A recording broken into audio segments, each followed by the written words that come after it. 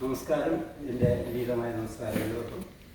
വീണ്ടും മൺപള്ളി സമൂഹത്തിലെ smiling faces കാണുന്നതിനും സൗഹൃദം പുതുക്കുന്നതിനും ഇങ്ങനെ ഒരു അവസരം കിട്ടി ഞാൻ ദൈവത്തെ സ്തുതിക്കുകയാണ്. എല്ലാവരും വിശന്നിരിക്കുന്ന സമയത്ത് ഒരു മെസ്സേജിൻ്റെ ആവശ്യമുണ്ടോയെന്ന് സംശയമാണ്. എങ്കിലും സ്വല്പസമയം നിങ്ങളോട് ഷെയർ ചെയ്യാൻ ആഗ്രഹിക്കുന്ന മാര്യേജിനെ പറ്റിയാണ്.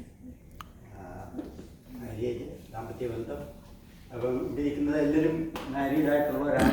അപ്പോൾ നിങ്ങൾ ചോദിക്കും, മാര്യേജിനെ പറ്റി ഞങ്ങൾക്കറിയാൻ വയ്യാത്ത എന്തുവാ നിനക്കറിയാവുന്ന ഒരു ചോദ്യം വളരെ പ്രസക്തമാണ്. ഞാൻ ഒരു 3 വർഷം ബൈബിൾ സ്കൂളിൽ പോയി പഠിക്കാൻ ഒരു അവസരം അതുകൊണ്ട് ബൈബിൾ സംബന്ധമായിട്ട് ചില കാര്യങ്ങളൊക്കെ മനസ്സിലാക്കാൻ കഴിഞ്ഞു. അത് ഈ വലിയ ക്വാളിഫിക്കേഷന് എൻ്റെ വൈഫ് ഒരു ചെറിയൊരു അഭിപ്രായ വ്യത്യാസത്തിൻ്റെ പേരിൽ ഒരു 3 വർഷം പോയി വേറൊരു അപ്പാർട്ട്മെൻറ്റിൽ പോയി താമസിച്ചു. അത് കഴിഞ്ഞ് തിരിച്ചു വന്നത് കൂടെയുണ്ട്. അപ്പോൾ അങ്ങനെ പ്രായോഗികമായിട്ട് പല ദാമ്പത്യ ജീവിതത്തിലെ പല കാര്യങ്ങളും ഞാൻ മനസ്സിലാക്കിയത് ഹാർഡ് വേയിലാണ്. അപ്പോൾ അതുകൊണ്ട് ചില കാര്യങ്ങളൊക്കെ ഒന്ന് ഷെയർ ചെയ്യാൻ ആഗ്രഹിച്ചത്. എൻ്റെ കൂടെ ജോലി ചെയ്ത ഒരു പെൺകുട്ടിയുണ്ട്. അടുത്തിരുന്ന് ട്രെയിൻ ചെയ്യുന്ന സമയത്ത് മലയാളിയാണ്.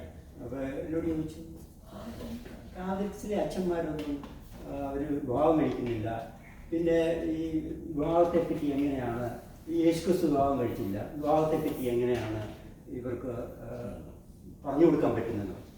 എനിക്കൊന്ന് അതിൻ്റെ ഉത്തരം ശരിക്കും അറിയത്തില്ല. അത് ഞാൻ പാസ്പോർട്ട് ചോദിച്ചിട്ട് പറയാമെന്ന്.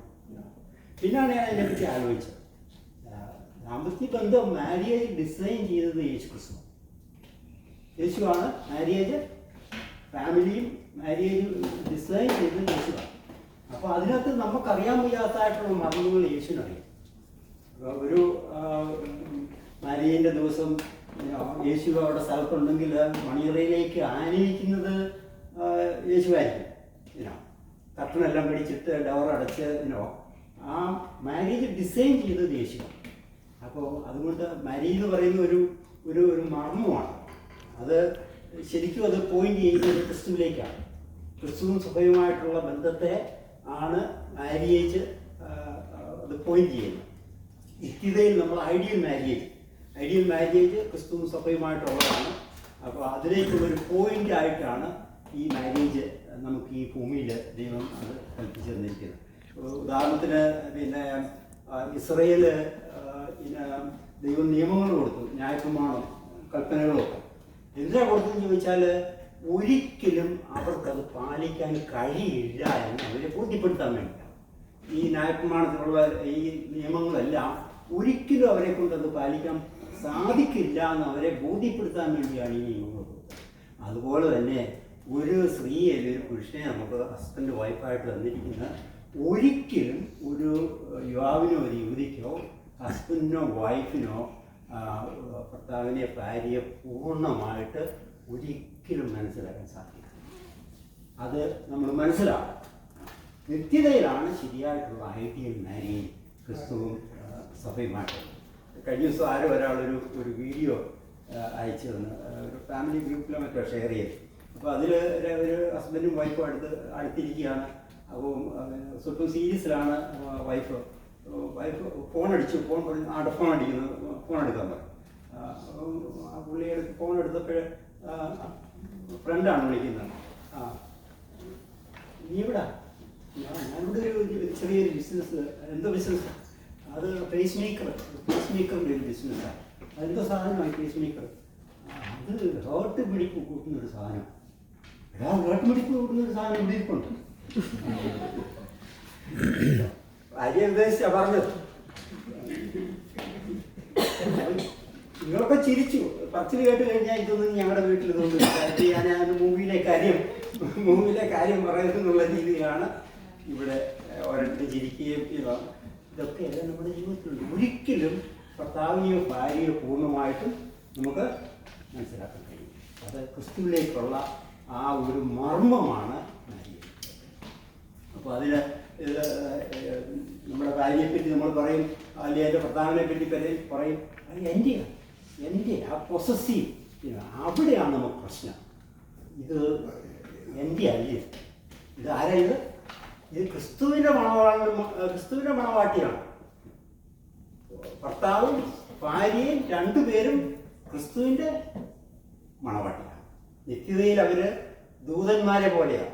ഇവിടെയുള്ള മാനുഷിക ബന്ധങ്ങൾ, ജഡീക ബന്ധങ്ങൾ നിത്യതയിലില്ല. അവിടെ നമ്മൾ എൻ്റെ വൈഫ്, എൻ്റെ ചിൽഡ്രൻ എന്നുള്ള നിലയിലെല്ലാം അവിടെ അറിയപ്പെടുന്നത് എല്ലാവരും ദൂതന്മാരെ പോലെയാണ്. അവിടെ എല്ലാവരും ക്രിസ്തുവിൻ്റെ മണവാട്ടി, അതല്ലെങ്കിൽ മറ്റെല്ലാ ഒരു കുടുംബത്തിലുള്ള എല്ലാ സ്നേഹിതന്, സെർവൻറ്റ്, ഇങ്ങനെ പല നിലയിലുള്ള ബന്ധങ്ങളുണ്ട്. പ്രത്യേകിച്ച് മറ്റു മതങ്ങളിലൊക്കെയുള്ള ദൈവവും മതങ്ങൾ, ആ മതങ്ങളിലുള്ളവരുമായിട്ടുള്ള ബന്ധം ഒരു മാസ്റ്റർ സ്ലേവ് റിലേഷനാണ്, സെർവൻറ്റ് എന്നുള്ളത്. ഈ ക്രിസ്ത്യൻ ഫെയ്ത്തിലാണ് നമുക്ക് ക്രിസ്തുവും മണവാട്ടിയും, ബ്രൈഡ് ആൻഡ് ഗ്രൂം എന്നുള്ള ആ ഒരു റിലേഷൻഷിപ്പ് ക്രിസ്ത്യാനിറ്റി മാത്രമേ നിന്നുകൊണ്ട് കാണാൻ സാധിക്കും. അതുകൊണ്ട് നമുക്ക് ഈ മർമ്മങ്ങളൊക്കെ നിത്യതയിൽ നമ്മൾ മനസ്സിലാക്കും. നമുക്ക് എങ്കിൽ പോലും നമ്മൾ ഓരോരുത്തരും ഈ ഭൂമിയിൽ ചെയ്യേണ്ടത് എൻ്റെ വൈഫ് അല്ലെങ്കിൽ എൻ്റെ ഹസ്ബൻഡാണ് ലോകത്തിലെ ഏറ്റവും ഹാപ്പിയസ്റ്റ് ആയിട്ടുള്ള ഹസ്ബൻഡ് അല്ലെങ്കിൽ വൈഫ് എന്ന് നമ്മൾ അതിനുവേണ്ടി പോരായ്മകളും കുറ്റങ്ങളും ഒക്കെ കാണും. എങ്കിൽ പോലും നമ്മൾ അതെല്ലാം വളരെ ചെറിയ ചെറിയ കുറ്റങ്ങളൊക്കെയാണ് ക്ഷമിക്കുകയും സഹിക്കുകയും ചെയ്യുക. ഇത് എന്തുകൊണ്ടാണത്? ഇത് ക്രിസ്തുവിൻ്റെ മണവാട്ടിയാണ്. നിത്യതയിൽ നിൽക്കുമ്പോൾ നമ്മൾ മുട്ടാടും, എൻ്റെ മണവാട്ടിയെ നീ എങ്ങനെ ടേക്ക് കെയർ ചെയ്തത്. അപ്പോൾ അതുകൊണ്ട് ജീവിതത്തിൽ എങ്കിൽ പോലും ഇതൊക്കെ ചെയ്താൽ പോലും ജീവിതത്തിൽ ഡിവോഴ്സ് ഉണ്ടാകാം, സെപ്പറേഷൻ ഉണ്ടാകാം. യേശു ഒരു സ്ത്രീയോട് സംസാരിച്ചു, നിനക്ക് 5 ഭർത്താക്കന്മാരുണ്ടായിരുന്നു, ഇപ്പോഴുള്ളതിൻ്റെ ഭർത്താവല്ല. നിത്യതയിൽ ഇങ്ങനെയുള്ള ബന്ധങ്ങളൊന്നും അവിടെ ഈ ഭർത്താക്കന്മാർക്ക് ആർക്കും ആരുടെ മേലും ഒരു ക്ലെയിമും ഇല്ല, ഭാര്യയ്ക്കുമില്ല. എല്ലാവരും ദൂതന്മാരെ മാതിരിയായിരിക്കും ക്രിസ്തുവിൻ്റെ മണവാട്ടി. അപ്പോൾ അതുകൊണ്ട് നമുക്ക് കിട്ടിയിരിക്കുന്ന, നമുക്ക് പിടിക്കാൻ വേണ്ടി തന്നതേ ഉള്ളൂ. കുട്ടികളും ഭാര്യയും ഹസ്ബൻഡും എല്ലാം ദൈവം നമുക്കൊന്ന് പിടിക്കാൻ കുറച്ച് കാലത്തേക്ക്. അതുകൊണ്ടാണ് യോബ് പറഞ്ഞത്, ദൈവം തന്നു, ദൈവം എടുത്തു, ദൈവത്തിന് നാമം മോത്തപ്പെടുന്നതാണ്. അപ്പം അതുകൊണ്ട് നമുക്ക് പിടിക്കാൻ വേണ്ടി കുറച്ച് കാലത്തേക്ക് തന്നതാണ്. അതിന് നമ്മൾ ഏറ്റവും ക്രിസ്തുവിന് വേണ്ടി, ക്രിസ്തുവിൻ്റെ മണവാട്ടി എന്നുള്ള നിലയിൽ നമ്മൾ ടേക്ക് കെയർ ചെയ്യുക. അതാണ് നമുക്ക് ചെയ്യാൻ കഴിയുന്നത്. എൻ്റെ വല്യപ്പച്ചൻ ഉണ്ടായിരുന്നു, ഞാനിപ്പോഴും ഓർക്കുന്നുണ്ട്. വല്യമ്മച്ചി അങ്ങനെ വളരെ ചുരുക്കമായിട്ട് അപ്പച്ചന് അമ്മച്ചിയുടെ ഇടയ്ക്ക് പോയി നമ്മളിവിടുത്തെ മാതിരിയുള്ള, എങ്കിൽ പോലും അപ്പച്ചൻ അവിടെ ഇരിക്കുന്നു എന്നുള്ള ആ ഒരു സുരക്ഷിതത്വമാണ് അമ്മച്ചിക്കുള്ളത്. എന്ത് പ്രശ്നമുണ്ടെങ്കിലും ആളവിടെ ഇരിക്കേണ്ട കാര്യവസ്ഥ. എന്നാൽ അവർ ഇതുമാതിരിയുള്ള വളരെയധികം അങ്ങനെ ഇവിടുത്തെ അന്നത്തെ കൾച്ചറിൻ്റെ വ്യത്യാസമായിരുന്നു. അതുകൊണ്ട് നമുക്ക് ഇത് എൻ്റെ എന്നുള്ള ആ പൊസസീവ് ആ ഫീലിംഗ് ആണ് എൻ്റെ എന്നുള്ള, അത് വിട്ടിട്ട് ഒരു സ്വല്പം ഡിറ്റാച്ച്ഡ് നമ്മൾ ടേക്ക് കെയർ ചെയ്യുക, സ്നേഹിക്കുക. എങ്കിൽ പോലും ഇത് ക്രിസ്തുവിൻ്റെ മണവാട്ടിയാണ്. അത് പുരുഷന്മാർക്ക് അത് സ്വല്പം മനസ്സിലാക്കുന്ന ബുദ്ധിമുട്ടുണ്ട്. ക്രിസ്തു പുരുഷനായിട്ട് സങ്കല്പിക്കുന്നത്, പക്ഷേ ക്രിസ്തുവിൻ്റെ മണവാട്ടിയായിട്ട് ഒരു പുരുഷൻ എങ്ങനെ, അവിടെ ദൂതന്മാരെ മാതിരിയാണ്. ആദ്യം തന്നെ പറഞ്ഞു, ഉൽപ്പത്തി പറഞ്ഞിരിക്കുന്നത് ദൈവം മനുഷ്യനെ സൃഷ്ടിച്ചു. ഉടനെ പറഞ്ഞിരിക്കുന്നവരെ ആണും പെണ്ണുമായി സൃഷ്ടിച്ചു. ദൈവം തന്റെ സ്വരൂപത്തിനും സാദൃശ്യത്തിലും മനുഷ്യനെ സൃഷ്ടിച്ചു. അടുത്ത സെന്റൻസ്, അവരെ ആണും പെണ്ണുമായി സൃഷ്ടിച്ചു. അപ്പൊ ഈ ഫെമിനിറ്റി, സ്ത്രീത്വം ദൈവത്തിൽ അന്തർലീനമാണ്. It is inherent. അപ്പം അതുകൊണ്ട് നമ്മൾ നിത്യതയിൽ ഇതെല്ലാം കാണാൻ പോകുന്ന പൂരമാണ്. അതുകൊണ്ട് പറയേണ്ട കാര്യമില്ല.